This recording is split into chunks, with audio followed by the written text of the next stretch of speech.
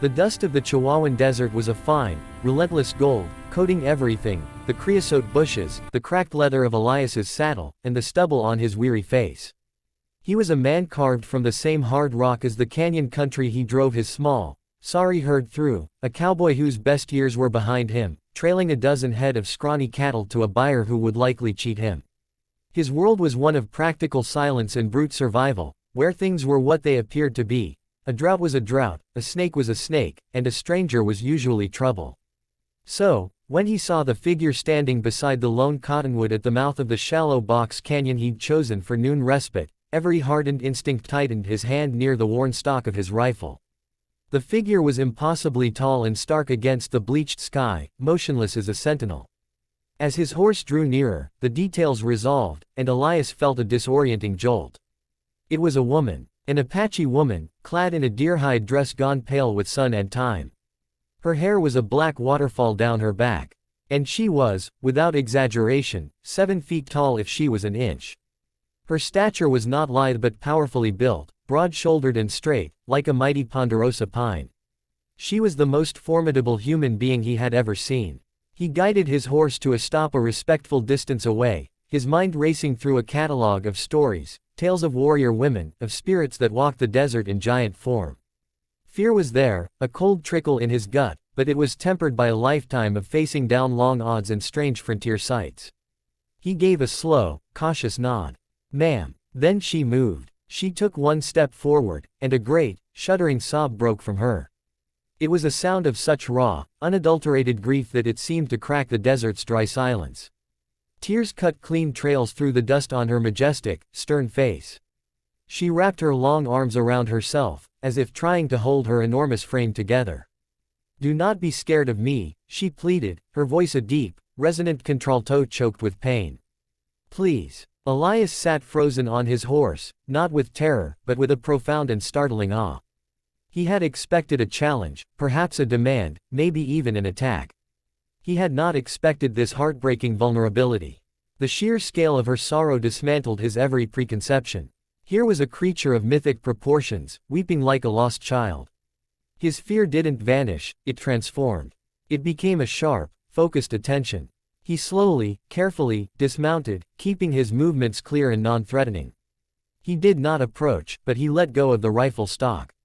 "I ain't scared," he said, and to his own surprise, it was the truth. The statement hung in the air, simple and solid. He saw her dark, wet eyes widen a fraction, as if his words were a language she hadn't heard in a long time. "Looks to me like you're the one carryin' a burden," he continued, his voice a dry rasp. "Ain't my place to pry, but you're blockin' my waterhole. Reckon we could share the shade, or I can move on." He offered her the choice, the control. A giant she might be, but in this moment, she seemed the more fragile of the two. She stared at him, her crying subsiding into ragged hitches of breath, studying the lean, weathered cowboy who showed no sign of flight or fight. After a long moment, she gave a single, slow nod and moved back to sit in the cottonwood's thin shade, making space. Elias led his horse to the seat, let it drink, then settled himself against a sun-warmed rock a good 10 feet from her, taking off his hat. He didn't look directly at her, instead focusing on rolling a cigarette. The silence returned, but it was different now, not empty, but charged with an unspoken question. For a long while, the only sounds were the sip of the horse at the water, the sigh of the hot wind, and the occasional, fading tremor in the giant woman's breath. Elias lit his cigarette, the smoke a blue ghost in the still air. He waited. He was a man accustomed to the rhythms of animals and land, he knew when to push and when to let be. "They call me Sansire," she said finally, her voice still thick but steadier. "It means, morning star. My mother named me for the last light before the dawn." She gave a bitter, damp laugh that was more sorrow than mirth. "But that was before I grew. And grew. My people, they were good people. They loved me. But they were also afraid.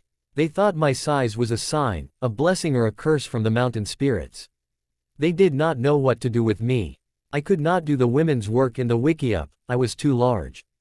I could not be a hidden scout, I stood above the grasses. I was a thing apart." Elias listened, drawing on his cigarette. He'd known isolation, but he couldn't fathom the kind she described, being a wonder and a worry to your own family. "So you left." He prompted softly. After my mother died, Sansire nodded, plucking a blade of dry grass and twisting it in her long, powerful fingers. There was no one left to see me. Only the giant. I have walked for many seasons. I help where I can. I lifted a wagon from a mudhole for some Nakai settlers. They screamed and ran. I scared a mountain lion from a flock of sheep. The shepherd prayed to his God for protection from me. I am a ghost who is too solid. A story told to frighten children at night. A fresh tear escaped. Today I saw my reflection in a pool. And I finally saw what they all see. A monster. And it broke me. Elias finished his cigarette and crushed the stub into the dirt. He looked at her then, really looked, not at her impossible height, but at her face. He saw the intelligence in her eyes, the weariness etched there, the profound loneliness that had nothing to do with physical space. Ain't no monster here, he stated, his tone matter of fact, as if commenting on the weather. Just a woman having a hard day. Seen plenty of those. He paused, then decided to share a piece of his own map.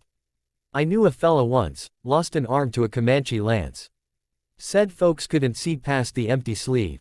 Started thinking of himself as just a half-a man, a thing. Wasted away. Died of shame, more or less. He met her gaze. Your trouble ain't your height, ma'am. It's that you started believing the reflection instead of your mother. Started thinking you're a story instead of a person. Sansire stared at him, utterly still. No one had ever spoken to her with such blunt, unvarnished clarity. There was no reverence, no terror, no misplaced pity. Just a straightforward assessment from a man who had seen broken things before. The silence that followed Elias's words was deep, but the weight of grief had lifted from it. Sansire wiped her face with the back of her hand, leaving a cleaner streak. She watched the old cowboy as he got up, stretched with a creak of leather and bone, and walked to his saddlebag. He pulled out a strip of jerked venison and a second, smaller piece of hardtack. He walked over and placed them on the flat rock beside her, not handing them to her directly, avoiding any move that could be seen as imposing. Eat, he said. Grievin' is hungry work. She looked from the food to his weathered face. Why? She asked, the single word holding a universe of confusion. Why are you not afraid? Why do you not run? Elias scratched his jaw, considering. Seen a grizzly once, up in the Sangre de Cristos, he said. Biggest thing I ever laid eyes on. Standin' in a river, slappin' salmon out of the air. Terrifyin', magnificent. Wasn't good or bad, just was. It was doin' what a bear does. He nodded toward her. You're just doin' what a person does. You hurt, you cry. Nothin' monstrous about it. Just seems to me the world made you on a bigger scale, is all. The feelin's inside are the same size as anyone else's. A sound escaped Sansire, not a cry, but a soft, shaky exhale that was almost a laugh. It was as if a door inside her, long rusted shut, had been forced open by the sheer, simple sense of his words. She picked up the hardtack. You are a strange Nakai. Elias, he said. And I've been called worse. They sat in a more comfortable quiet as she ate. He tended to his horse, checked his cattle. The ordinary chores of life continued, and her presence within them began to feel less impossible. As the sun began its long slide toward the western rim, Elias knew he had to make camp or move on. I got to get these beeves to Marfa, he said, fitting his hat back on. Gonna camp up the canyon a piece. He hesitated, then tipped his hat to her. You're welcome to share the fire. No obligation, or you can have this spot. It's a free country, mostly. Sansire rose to her full, awe-inspiring height. The setting sun cast a long, colossal shadow behind her, but her face was no longer etched with despair. A quiet, weary dignity had returned. I will walk with you to your camp, Elias, she said. I would hear more of your plain talk. It is a sound I have missed. He simply nodded, as if agreeing to walk with any other traveler. He mounted his horse and turned the herd, clicking his tongue. Sansire fell into step beside him, her strides matching the pace of his horse with ease. She did not look like a myth anymore, or a monster. She looked like a very tall, very tired woman, walking alongside a tired cowboy.